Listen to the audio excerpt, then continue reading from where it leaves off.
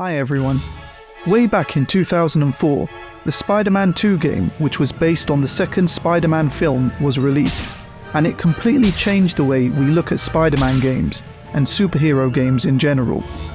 The game was the first Spider-Man game that allowed the player to free roam and was a truly open-world game. Around the time the game was released, open-world games were becoming the standard, mainly due to the influence of the Grand Theft Auto games. So it's no surprise that the developers wanted to go in this direction. It was a very different game to its predecessor, as the player is now able to go down to street level, and the swinging is definitely improved, as instead of swinging from the sky, you now have a much more realistic experience of just swinging from buildings.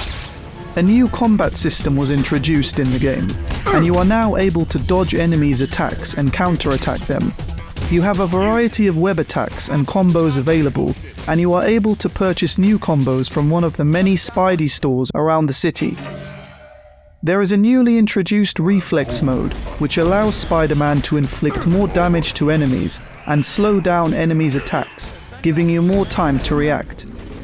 There are a few combos which are exclusive just to this reflex mode, making it a must-use, especially in the more challenging fights. The time you can be in reflex mode is limited and shown by a blue bar. By defeating enemies, you'll be able to refill this blue bar, allowing you to go back into reflex mode. One of my favorite unlockable attacks in the game is the ability to tie enemies onto lampposts. I also have to mention being able to grab enemies and throw them off buildings and into the water. I would say those are probably my two favorite attack options to use. Both the grapple ability and tying enemies up to lampposts can be unlocked later in the game. You can purchase these attack options with hero points, which can be gained by completing missions and getting involved with any of the numerous side missions available in the game. In terms of the main story, the game pretty much follows the narrative of the movie, where Peter is struggling to balance his personal life with being Spider-Man. One thing that differs greatly from the movie is the inclusion of Quentin Beck, who wants to try and prove that Spider-Man is a fraud and doesn't really have any powers. I don't like people building a career off bad-mouthing me, Beck. What about that newspaper man? This Quentin Beck's a special effects guy from Hollywood. Says he's got Spider-Man all figured out. Hi, Mr. Jameson. What are you doing here? Get down to the sports arena, now! Huh? Quentin Beck has publicly challenged Spider-Man to go and prove he's for real. He's broadcasting on TV right now. I want pictures. At the sports arena. Okay. Beck set Spider-Man a series of challenges, which involve rounding up criminals and putting them into holding pits. I found this mission to be one of my favorites in the whole game. It is fairly enjoyable trying to grapple the criminals and put them into the green holding pits as quick as possible. The best score I managed to get was 27. One of the criminals was Shocker, who actually manages to escape until Spider-Man, with the help of Black Cat, track him down. I feel this was a good way of reintroducing Shocker into the game and making him directly relevant to the story. The next challenge involves Spider-Man having to navigate various traps and puzzles, all while trying to avoid detection by Beck. You have 3 lives, and if Beck sees you, he will shoot at you with his non-lethal cannon. Come out, wherever you are. I found this to be a nice change of pace in the gameplay, away from the combat and crime fighting. Made it! And as for you, Beck, stick with the movies. It's obvious reality is way too much for you to handle. How could he? It isn't fair. He doesn't deserve the spotlight. It just isn't fair. Oh, he can't win. He won't win. That smug bug. Let's see how he likes it when I turn this cannon to maximum power. Oh! What? The laser is overheating? Oh, stupid machine! Work! Work! Come on, work! Problems with your laser, Beck? I hear there are pills for that now. This wasn't the last we saw of Beck, as he rebrands himself as Mysterio and holds a press conference where he announces his new identity. The reporters at the conference find this amusing, and Beck, struggling to accept this, uses some armed robots to try and take out the reporters.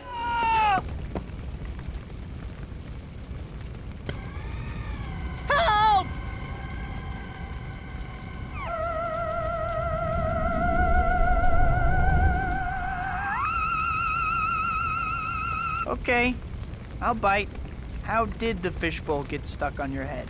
Insolent human, you are no match for the power of Mysterio.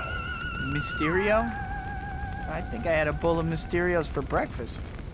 Mysterio then tells Spider-Man that he has taken over the Statue of Liberty, resulting in what is, in my opinion, the most memorable story mission in the whole game. Having to take out the shield over the statue is a very unique and enjoyable experience.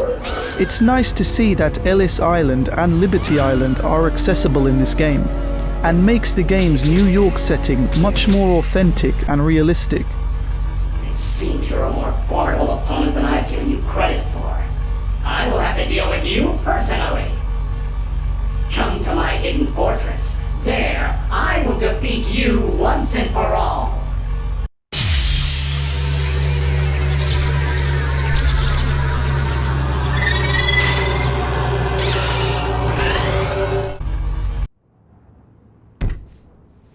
UFOs? Hidden fortress? Give me a break. This guy's watching way too much late-night TV.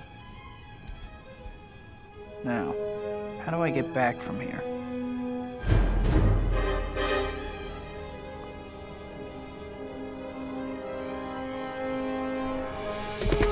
Hey, buddy. Can you give me a lift? I left my wallet in my other costume. Mysterio then invites Spider-Man to his so-called hidden fortress, where you do encounter some interesting enemies. Later on, Spider-Man encounters Mysterio robbing a grocery store and strikes him down, revealing his identity as Quentin I will Beck. destroy you utterly. I require large amounts of your currency. Sure, Space Dude, whatever you say, just don't disintegrate me or whatever. Way to go! Whoa, that was sick, dude! You rock so hard, Spidey! Oh, I give up. Don't hit me again. Quentin Beck, I presume. Say cheese! I did also find it funny that when Beck fell, he fell next to the section for the baby diapers. I would say these missions focusing on Quentin Beck and Mysterio were my favorite in the whole game, and overall having Mysterio in the game was a great addition to the game. Another character exclusive to the game was Black Cat, who is actually crucial to the story of the game. Spider-Man first encounters her after stopping criminals from robbing an art gallery and chases after her. After failing to get to Mary Jane's play on time and seeing her with John, Peter starts to feel sorry for himself. Black Cat encourages him to take out some criminals with her to get his mind off his troubles. She finds him once again listening into John Jameson's charity ball, where John announces that Mary Jane has agreed to marry him. To try and get his mind off his troubles, Black Cat says she has tracked down Shocker and that they should go after him. See me next time you're feeling down, alright? I'll see you around. She's pretty amazing, don't you think, Shock? I think my career has just hit a new low. Who cares what you think? Isn't she? Black Cat struggles to see why Spider-Man just wants a normal girl, and thinks that Spider-Man should fully embrace his superstar status and be more carefree like she is. I gave it to the cops already. Spider-Man mentions that normal is half his life, and he then realizes he can't be like her and live in a carefree way that she does. Why are you still bothering with a normal girl? Normal is boring. Normal is half my life.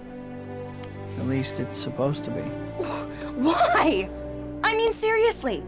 Why settle for being some schmo when you can be a superstar?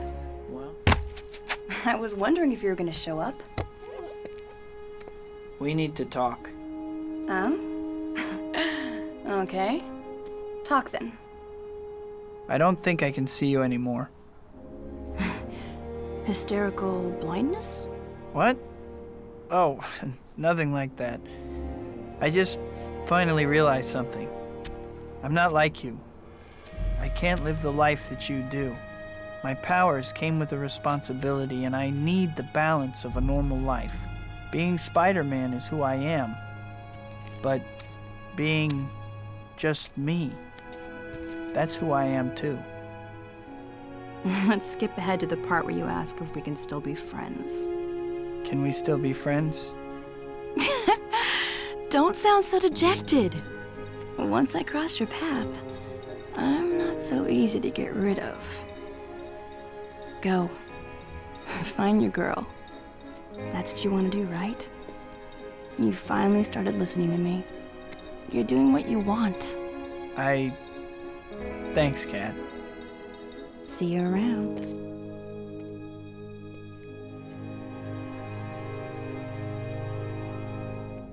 I feel that Black Cat was a great addition to the game, as she was crucial in Spider-Man realizing what he truly wants. In the movie, we see that Spider-Man loses his powers after struggling to balance his personal life with being a hero, and regains them when Mary Jane is taken by Octavius, as losing his powers and not being able to be Spider-Man wouldn't really make sense in the game. In the game, Black Cat makes Spider-Man realize that he has to somehow balance his personal life with being a superhero, making her very important to the story of the game. When I first played the game, I remember the fight against Dr. Octopus being fairly difficult, but it doesn't actually take much to defeat him. You have to make use of the dodge mechanic, and as soon as you dodge his attack, you have to web up one of his tentacles. After webbing his 4 tentacles, he is open to attack, and using the reflex mode will allow you to inflict the most damage. The last fight against him is somewhat challenging, as first you have to shut down the reactor by turning off 9 switches. The reactor has a very large containment field, which can literally throw Spider-Man from one side of the room to the other. The plasma blasts do also inflict a fair amount of damage. While dealing with both of these threats, Dr. Octopus will also be roaming around the area looking to attack you. One of the switches is right above the water, and if you're not careful, falling in the water in this mission is deadly. I actually really enjoy this last fight, as while it can be challenging, there is a lot of variety in the level that keeps you glued to the edge of your seat. Stand and fight me! Look out! When I catch you, I'll tear your legs off. There are a wide variety of side missions available in the game, including delivering pizzas and taking pictures for the Daily Bugle. The pizza delivery missions for me are one of the most nostalgic parts of the game. Hearing Mr. Aziz criticize and complain about Peter, along with the classic theme music that plays, makes this one of the most memorable parts of the game. When delivering pizza, you have to do so within a time limit. And if Spider-Man jostles or flips around too much, the pizza will get ruined and you will fail the mission. If you deliver any ruined pizzas to customers or are late for the delivery, you will hear the customers make a negative comment about the service, and they will literally throw the pizza in disgust. Some of the comments are fairly humorous and are some of the most humorous parts of the game. Took you long enough, and look at this pizza. It's a mess.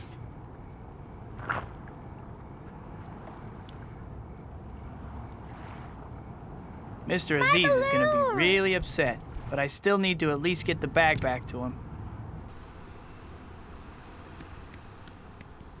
Oh, it took you long enough. I can't believe I had to wait so long. And what happened to this pizza? Mr. Aziz will also shout and criticize Peter, which I also did find to be amusing. I got a bunch of pizzas to deliver and you're late. Always you are late. Well, now you have to hurry. Get going. You got it, Mr. Aziz. I'll deliver those pizzas before you know it. I need you to get back here as soon as you finish the deliveries, Parker. The orders don't stop coming just because you are out on a delivery. Aha! Thought you could sneak back late, eh, Parker? My customers have been calling and complaining about you. They tell me you gave them pizzas that have been shaken like cans of paint. They are very angry, and so now I am very angry. I suck, I know. When you do not come back in time, you can't deliver more pizzas. When you can't deliver more pizzas, my customers are angry. And when my customers are angry, I am angry! Please, give me another chance, Mr. Aziz. I know I can do better next time. The pizza missions do get progressively harder, as you need to deliver to more people who are often in harder to reach locations, such as rooftops or boats. Crimes can happen while delivering pizza, and you can technically fight enemies while on the pizza mission. I found each pizza mission to be enjoyable, and even though there are 20 missions, there wasn't a point where I felt bored or didn't want to continue. The great thing about this game is that if there is a task that you start to find boring, there are many other side missions you can do. The game has many race challenges scattered around the city, which I always found to be fairly challenging and very enjoyable. They involve you having to swing through checkpoints within a time limit. Each challenge has a difficulty level, ranging from easy to insane. The higher difficulty challenges will give you considerably more hero points. In each challenge there is also a mega time, where if achieved will also give you more hero points. The harder challenges switch things up by making you have to sprint up walls and swing around a certain point, or jump off walls. These do offer a nice change of pace in the gameplay, compared to just solving the same old crimes around the city. There are also daily bugle missions, where you are tasked with taking photos around the city and bringing them back within a time limit. These are like a slightly less enjoyable version of the pizza missions, but the later levels do provide a challenge and a fair amount of hero points, so they are still fairly enjoyable. J. Jonah Jameson's comments about Peter can also be quite funny at times. Is Mr. Jameson free? I have some pictures for him. No problem, Pete. You again? Don't you have other people to bother? Better show me what you have anyway. These look like a 5-year-old took them. You're actually getting better. Here, don't spend it all in one place. Why are you still here? Get out of my office. You're fired. There are also Mary Jane missions, which involve you having to meet Mary Jane in time for a date, and having to do so within a strict time limit. I did notice that completing these missions did result in getting quite a lot of hero points. More so than most other missions I attempted in the game. So if upgrading your combos as quick as possible is important to you, these missions are a good option. If speed-based challenges don't appeal to you that much, the game also has hundreds of hidden tokens which can be found.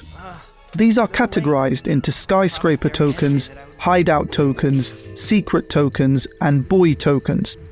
Some players may prefer exploring the environments of the game in depth, rather than doing speed-based missions or constantly fighting the same crimes. So it's good to see that developers added these. It is actually possible to visit the Statue of Liberty in the game away from Mysterio's mission, which I wasn't aware of when I first played the game. You can do this by swinging from a couple of helicopters which go directly towards Liberty and Ellis Island. There are some hidden tokens, and there is also a race challenge on both islands, and the one on Liberty Island requires you to reach the top of the statue within 30 seconds. This was a nice detail for them to have added, and shows that the player is being rewarded for discovering how to get to Liberty Island. There will always be something to do in this game, as there are constantly new crimes developing and civilians needing help. From carjackings to boat sinking, there is a wide variety of crimes that will keep you busy. After playing the game for a decent amount of time, you may start to find that some of these crimes become repetitive. One thing you may remember is hearing a little girl constantly crying about losing her balloon. Oh no, my balloon! Hearing this again after many years of not playing this game did bring back a lot of old memories of when I played this game around the time it released. The NPCs in the game can sometimes make some amusing comments, leading to there being quite a few humorous moments in the game. Menace! Hear the news? Jeez Louise, it's always something in this town. Always something in this town. Jeez Louise, it's always something in this town. Moving along the path. Careful now. Say thank you. I'll never let my balloony go again. Freaking superheroes think they own the place. Hey, I'm walking here. Hello? I'm waving here. NPCs you help in the game will often not stop looking at you, even rotating to match your movement, which I did find to be quite funny. Freaking superheroes. They think they own the place. Get out of the way! Bruce Campbell returns in this game and does add some humor, just like in the first game. Well, sequel time already, huh? Welcome back, I guess. I'm sure you miss me more than I missed you. Anyway, things have changed around here since last time, so they dragged me back at great expense to explain what's up. Whoa, that rhino is one tough cookie. You don't want to get hit by him. Luckily, you've got spider sense. See that flash on your head? No, on the screen, not on your real head. That's a warning that you're about to be attacked. When you see it, press the grab button to dodge out of the way. Spider-Man can sometimes make amusing comments himself during fights. That a horn on your head, or are you just glad to see me? Which team's mascot are you anyway? After completing the game, there is a fight arena minigame, which can be unlocked. This is somewhat similar to the Big Brawl minigame in the first Spider-Man game, but is a much bigger and improved version of it. There are 3 challenges which you can choose from, the first of which are the timed rounds, which involve you having to defeat a certain number of enemies before the time limit. The enemies you fight are all the ones you would have encountered in the main story, with the exception of newly introduced lizard creatures who can inflict quite a lot of damage. Once you have completed the first 3 rounds, you unlock the endurance rounds, which involve you having to defeat a very large amount of enemies without any time limit. The last round requires you to defeat 100 enemies and is very challenging, and one that I couldn't complete even after a few attempts. The most interesting challenge is definitely the boss rounds, which have you fighting against all the main bosses and villains in the game, with the addition of a new boss, Calypso.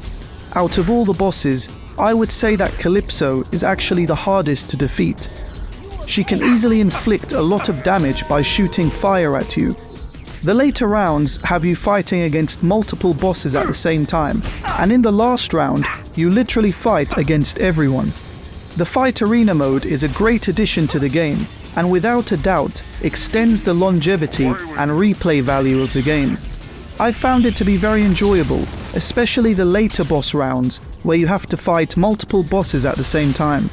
Because of the sheer amount of enemies in these challenges, attacks will come at you from every direction, and this can make things quite chaotic.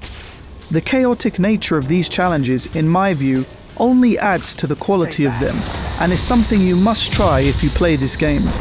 An honourable mention needs to be given to the arcade minigames in this game, as they too are quite enjoyable for the most part. The Dodge Hall minigame involves you having to dodge gunshots and does require a lot of concentration. I found it to be the most enjoyable out of the arcade minigames. On the later levels, it becomes fairly easy as the gunshots come at you at once. But because of this, if you fail to dodge, you will lose all your 3 lives at once because of the multiple gunshots.